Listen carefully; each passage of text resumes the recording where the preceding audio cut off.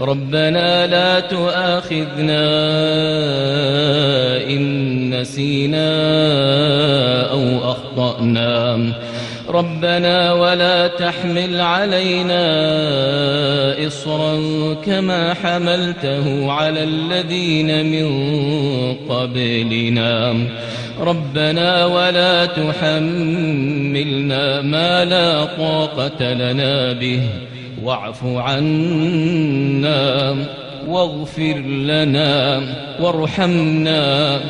أنت مولانا فانصرنا على القوم الكافرين.